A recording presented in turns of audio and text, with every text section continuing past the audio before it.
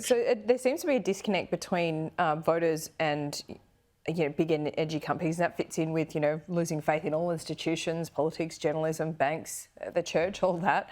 But renewable energy is still run by pretty big energy companies, isn't it? It's one of the interesting things around the renewable energy brand, if you will, right, is that it doesn't have that same sort of tarnish on it that the big energy companies. Simon. Exactly. There's a long way to go in this race. There's going to be claim and counterclaim on both sides. It's going to be quite a contest.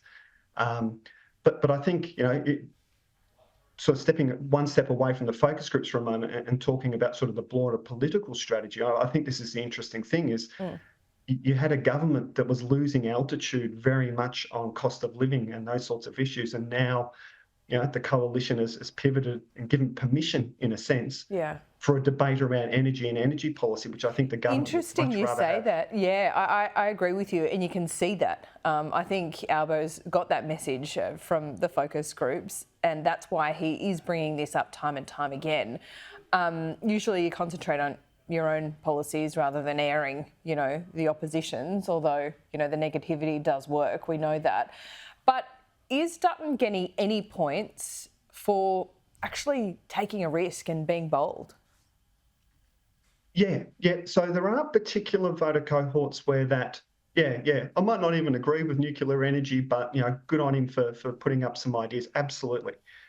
That's a really interesting story in itself. So, but it was happening sort of even before nuclear energy. So it's sort of started to happen around voice.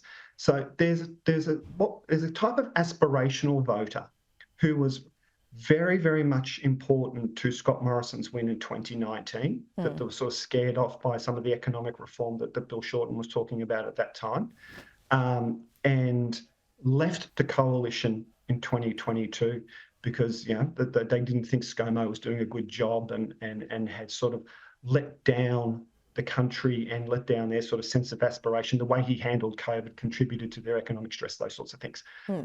That cohort has started coming back to the coalition, and that's sort of been the key driver of their increase in primary that we've been seeing over these last few polls. And nuclear really cements that cohort. Absolutely, there is a type of voter. Now, how decisive that cohort is, because as I say, these are sort of once Liberal voters sort of coming back home to roost. So how decisive that is in an electoral sense, I think is a different question. It certainly makes Labor's job harder. It certainly makes minority government harder, but there's probably not enough of them in those key seats to sort of return coalition to government. All right, one final quick question here, because I think one of the things that this whole nuclear debate has done is concentrated the mind on renewables plus what?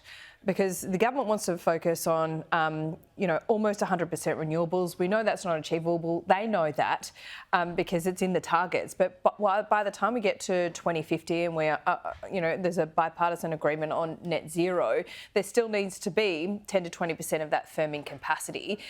Whether that is, it's not going to be coal, but it needs to either be gas or nuclear or green hydrogen. Green hydrogen, not economically viable at the moment. Batteries, not quite up to speed.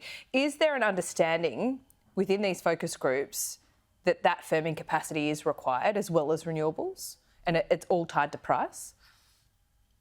Look, I'd say that's still, and all these ideas that need to be prosecuted over the coming period, that's one that does. That idea certainly doesn't come up that often in focus groups. And that's really helping, isn't it? That's the thing. Right. That's not focusing the mind of voters at the moment as to what happens, and that's a potential opportunity for the coalition, isn't it? Yeah, that's right.